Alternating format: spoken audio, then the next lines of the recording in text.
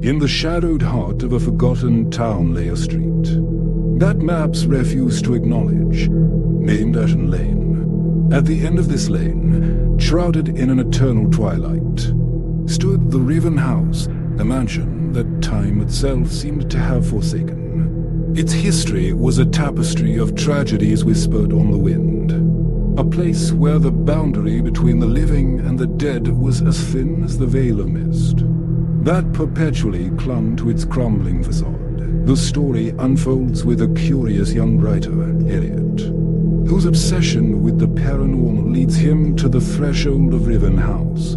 Armed with nothing but a notebook and a camera, Elliot stepped into the embrace of the mansion's suffocating silence, intent on uncovering its secrets. As he wandered through the echoing halls and vast, desolate rooms, Elliot felt the weight of unseen eyes upon him, heard the soft sighs of sorrow that seemed to seep from the very walls.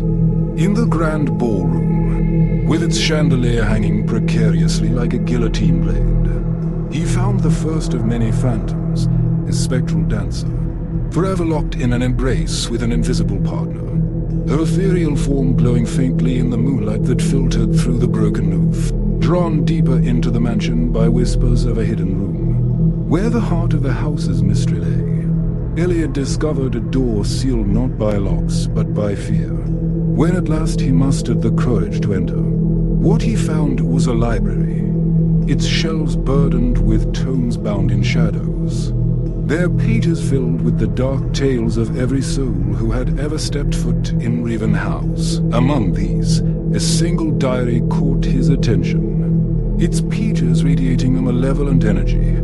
As Elliot read the diary, penned by the mansion's last living inhabitant, he learned of a curse that ensnared the souls of all who died within its walls, trapping them in an endless loop of their final moments. The air around him grew colder, the shadows deeper, as if the house itself was awakening. Elliot soon realized he was not alone. Figures began to emerge from the darkness, their eyes hollow, their mouths agape in silent screams as they relived their torment. The mansion was alive with the unrested, each room a chapter, each corridor a verse in the lamentation of the damned, in a desperate bid for escape.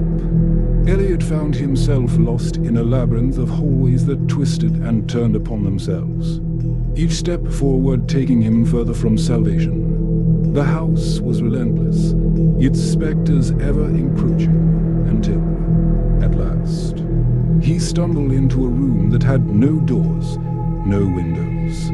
A room that did not exist on any plan of the house. Here, in this impossible place, the true horror of Riven house revealed itself, a chasm that split the room in two, a gaping maw in the fabric of reality, from which the unrelenting darkness poured forth. It was the source of the curse, a tear between worlds.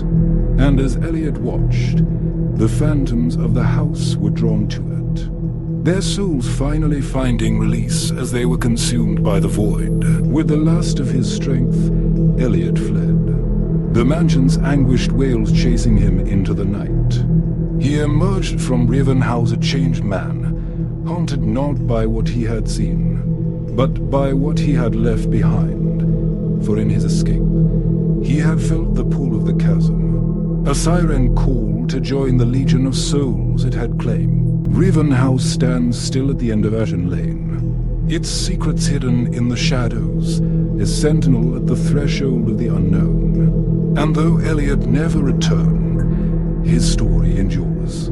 A cautionary tale of the price of curiosity and the depths to which the human spirit can be tested.